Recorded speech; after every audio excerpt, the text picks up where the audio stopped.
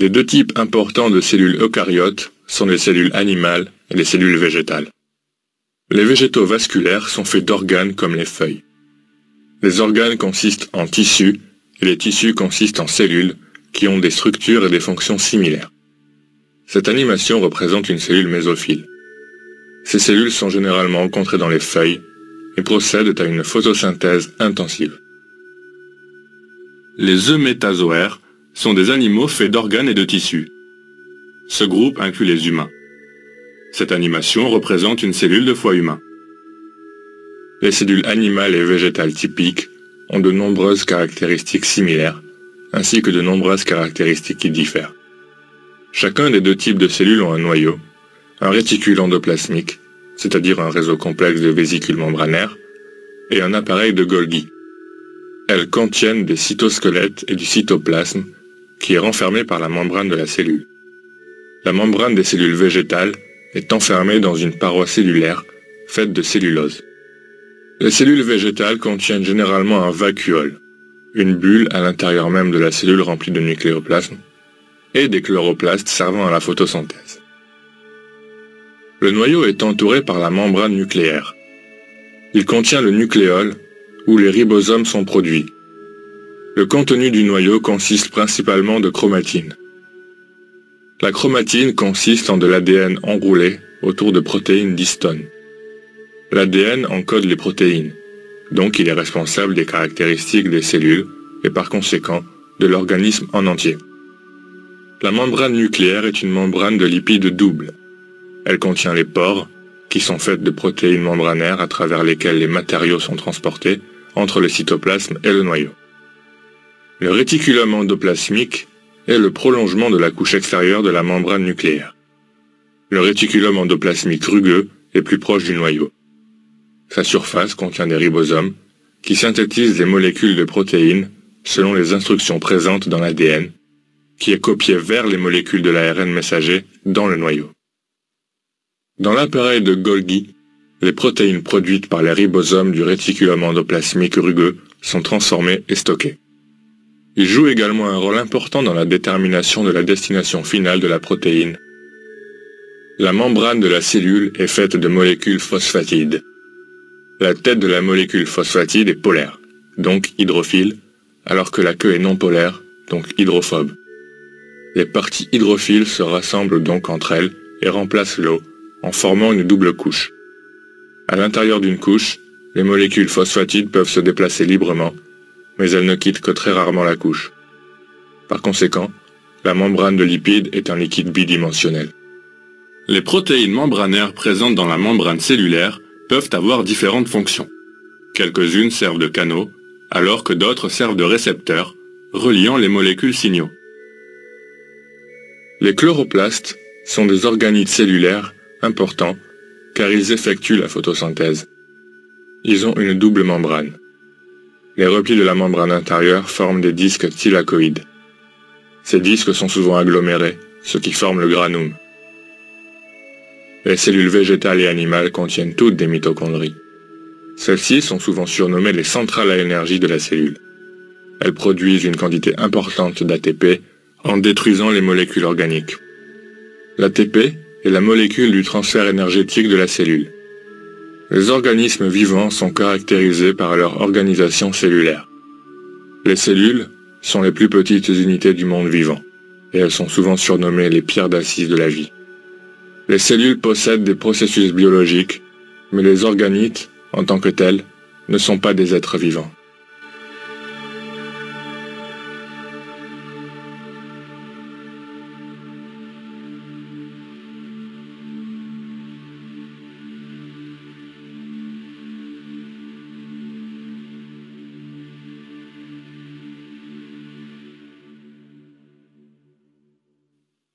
هناك نوعين هامين من الكائنات حقيقية النواة هما النباتات والحيوانات.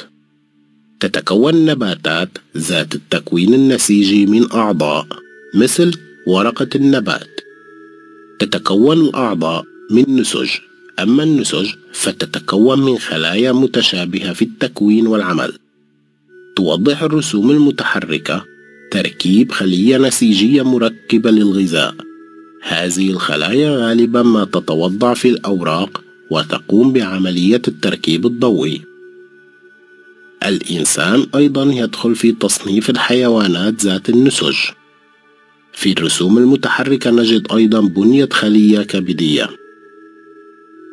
عند المقارنة بين الخلايا الحيوانية والنباتية النموذجية نجد فروقات وتشابهات فيما بينها. كلا الخليتين لهما نواة، توجد في كلاهما شبكة اندوبلازمية داخلية وجهاز جولجي، كما نجد في كلتاهما هيكلا خليويا وبلازما خليوية تملأهما ومحاطة بغشاء خلوي. في الخلايا النباتية يحيط جدار الخلية بالغشاء الخلوي السيلولوزي. تحتوي هذه الخلايا على حويصلات مليئة بالسائل الخلوي، كما تحتوي على صانعات خضراء تقوم بعملية التركيب الضوئي. يحيط الغشاء النووي بالنواة التي تحتوي على النوية التي هي مكان تشكل الريبوسومات. الكروماتين هو أكبر عنصر مكون للنواة، يتكون من بروتينات هيستونية وحمض نووي ريبوزي منقوص الأكسجين ملتف على نفسه. يقوم الحمض النووي منقوص الأكسجين بتشفير البروتينات وبالتالي يقوم بتشكيل الخصائص الكاملة للجسم. تحاط النواة بغشاء مضاعف يحوي ثقوب مكونة من بروتينات وتعبر من خلالها مواد مختلفة. تتصل الشبكة الأندوبلازمية مع الطبقة الخارجية لغشاء النواة، والقسم القريب للشبكة الأندوبلازمية من النواة هو ما يسمى الشبكة الأندوبلازمية الخشنة، عليها ريبوسومات تقوم بتشفير البروتينات. ويستعمل RNA مرسال المنسوخ من الDNA في النواة ليقوم بهذا التشفير. تقوم الشبكة البلازمية الناعمة بتصنيع أنواع من الدهون وإزالة السموم. يتم هنا تفكيك بعض المواد الضارة. في جهاز جولجي يحدث نضوج البروتينات المتشكلة في الشبكة البلازمية الخشنة، كما يلعب جهاز جولجي دورا في إيصال البروتينات المتشكلة والمراد طرحها من الخلية إلى المكان المناسب. تلعب الليبيدات المفسفرة دورا في تركيب جدار الخلية. الجزء الرئيسي لجزيء الفوسفوليبيد قطبي، أي أنه ينحل في الماء، أما الجزء الزيلي فهو غير قطبي، أي أنه كاره للماء. تتجه الأقطاب الكارهة للماء باتجاه بعضها البعض وتحل محل الماء، وبذلك تتكون الطبقتين المكونتين للجدار الخلوي. يمكن لطبقات الفوسفوليبيد أن تتحرك بحرية داخل طبقتها، لكنها نادرا ما تخرج من الطبقة. لهذا السبب فإن الغشاء الدهني هو سائل ثنائي الأبعاد. نجد في جدار الخلية بروتينات أيضا لها مجموعة من الوظائف، منها ما يشكل ثقوبا، ومنها المستقبلات التي تقوم بربط الجزيئات الناقلة للإشارة.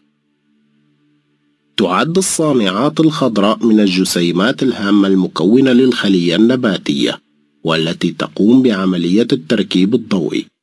لها غشاء مضاعف يوجد على طبقتها الداخلية انسناءات تحتوي على بزيرات فيها مجموعة من البروتينات تلعب دورا مهما في عملية التركيب الضوئي. تشكل التايلاكويدات المتجمعة فوق بعضها البعض الجرانوم العمودي. نجد المتقدرات في الخلايا النباتية والحيوانية، وهي مصدر الطاقة في الخلية، حيث أنها تنتج ال ATP خلال عمليات الاستقلاب التي هي مصدر الطاقة في الخلية. تتميز الأجسام الحية بالترتيب الخلوي، وبالتالي فإن الخلايا هي وحدات الحياة الأساسية. تظهر فيها ظواهر الحياة، أي أنها كائنات حية، إلا أنها لا هي ولا أي من مكوناتها تستطيع الحياة بمفردها.